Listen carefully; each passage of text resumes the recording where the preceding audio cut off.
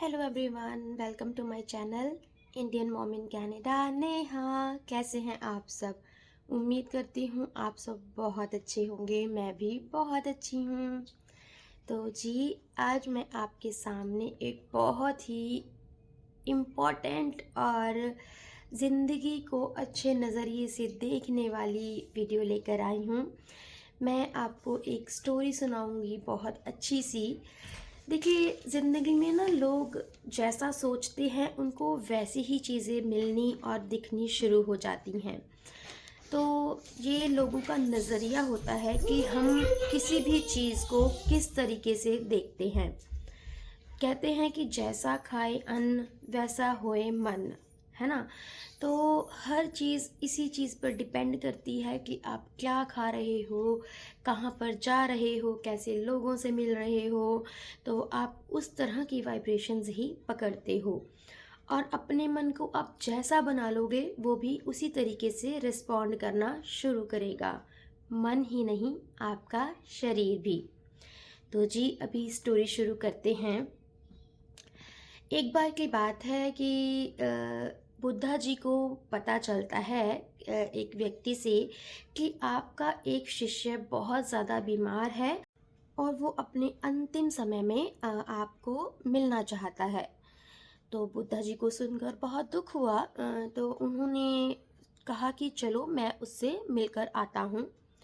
जब वो उस शिष्य से मिलने दूसरे गांव में पहुँचे तो उसकी हालत देखकर उन्हें सच में बहुत दुख हुआ, क्योंकि पहले वो जो शिष्य था बहुत हष्ट-पुष्ट, बहुत अच्छा था, बट अभी उसकी हालत बहुत गंभीर हो गई थी।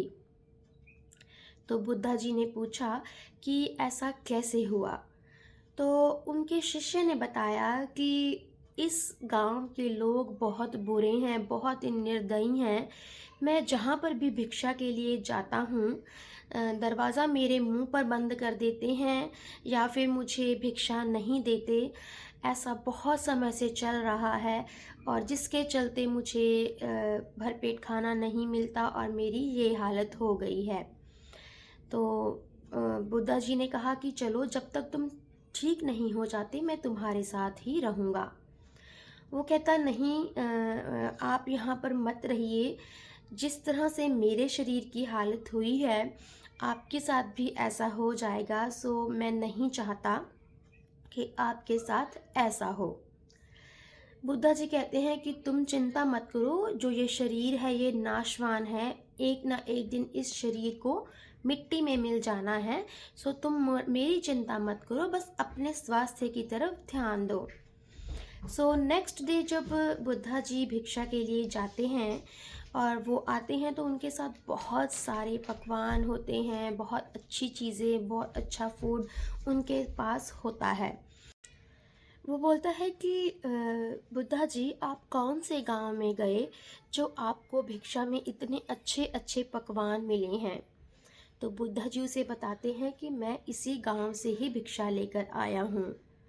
बट वो शिष्य बहुत हैरान हो जाता है। वो कहता है कि मुझे यहाँ पर रहते हुए इतना टाइम हो गया, बट आज तक मुझे इतना अच्छा पकवान कभी नहीं मिला। इवन कि मुझे तो खाने को पर्याप्त भोजन भी नहीं। तो फिर बुद्धा जी ने उसे एक स्टोरी सुनाई। वो कहते हैं कि एक बार एक राजा होता है। वो अपने कमरे से बाहर निकल रहा होता है, तो तभी उसके पैर में उसे कुछ डंक की ऐसी आवाज़, मतलब वो होता है कि किसी ने उसे काटा। तो साथ के साथ वो क्या देखता है, एक काले सांप को वहाँ पर पड़ा हुआ देखता है और वो देख के डर जाता है और वहीं पे गिर जाता है। उसको लगता है कि मुझे सांप ने काट लिया। तो वो राजा होता है, फटाफट से वहाँ पर वैद्य को बुलाया जाता है और उससे पूछा जाता है कि क्या हुआ। वो बताते हैं कि मुझे सांप ने डंक मार लिया और मेरे शरीर में जहर फैल गया, इस वजह से मैं गिर गया हूँ। तो फटाफट से उनके लिए बहुत ही अच्छी सी दवाई बनाई जाती है, औषधि तैयार की जाती है और उन्हें दे दी जाती है। जब राजा को होश आता है तो वो वैद्य पूछते हैं कि राजा जी, मुझे आपके पैरों पर कोई भी डंक का निशान नहीं दिखा, तो आपको कहाँ पर किस सांप ने काटा? तो जो राजा जी होते हैं वो अपने रूम में जाते हैं और अपने पैरों पर भी देखते हैं, उन्हें सच में कोई भी डंक का निशान नहीं दिखता। तो जब राजा जी अपने रूम में देखते हैं तो उन्हें वहाँ पर एक काले रंग की रस्सी दिखती है। तो उन्हें समझ में आ जाता है कि मुझे किसी सांप ने नहीं काटा, ये तो एक रस्सी है। तो बुद्धा जी उस शिष्य से पूछते हैं, अब तुम्हें क्या समझ आया इस कहानी से? तो उनका शिष्य बोलता है, ये तो बहुत आसान सी बात है कि राजा जी को वहम हो गया था कि उन्हें किसी सांप ने काटा है, क्योंकि उन्होंने अचानक से उस रस्सी को देखा और उनको बस ये डर लग गया कि उनको सांप ने काटा है। तो फिर बुद्धा जी ने बोला, तो फिर उनके शरीर में जहर कैसे फैला? तो उनका शिष्य बताता है कि देखिए, जब हम जैसा सोच लेते हैं वैसे ही हमारी जो बॉडी होती है, हमारी वो सारी मैसेज जो पहुंचाती है दिमाग को, तो उस तरह से ही हमारी बॉडी रिएक्ट करना शुरू कर देती है। जैसे राजा जी ने सांप देखा, उन्हें लगा कि ओ मुझे तो सांप ने काटा और वो जहरीला सांप होगा, तो वो उनकी बॉडी ने खुद से ही ऐसे चीज़ें प्रोड्यूस की कि उनको ही लगा कि मेरी बॉडी में जहर फैल गया। वो एक डर, मरने का डर, तो इस वजह से वो चक्कर खाकर गिर गए, है ना? तो बुद्धा जी बहुत खुश हुए। उन्होंने उस शिष्य को बोला कि हाँ, ऐसा ही होता है। देखिए, जैसा हम सोचते हैं, जैसा मैसेज हम अपने दिमाग में पहुंचाते हैं, वैसा ही मैसेज हमारी पूरी बॉडी में जाता है और हम वहीं उसी तरीके से रिएक्ट करते हैं।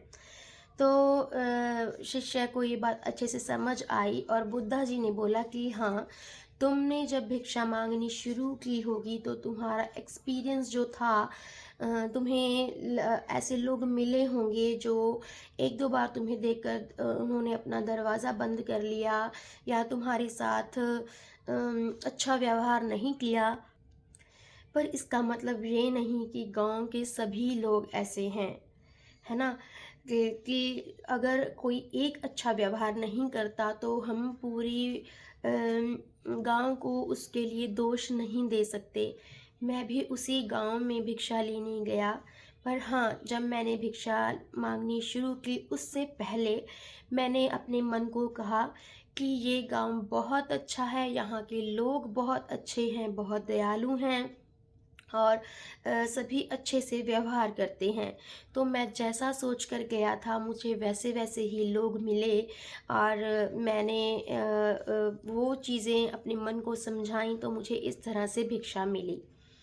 तो कहते हैं कि देखिए, लोग जो होते हैं ना, वो नेगेटिविटी को, बुरी चीज़ों को ज़्यादा जल्दी पकड़ते हैं। इस दुनिया में बहुत अच्छी चीज़ें भी होती हैं, हम उनको प्रेज़ करने की जगह बुरी चीज़ों को देखना, बुरे लोगों के व्यवहार को याद रखना, ऐसा क्यों करते हैं? अगर हमारे साथ कोई अच्छा व्यवहार करता है, हमारे लिए अच्छा करता है, तो हम वो याद क्यों नहीं रखते, है ना?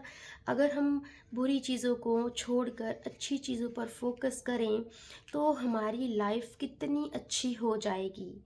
और वैसे भी परिवर्तन संसार का नियम है।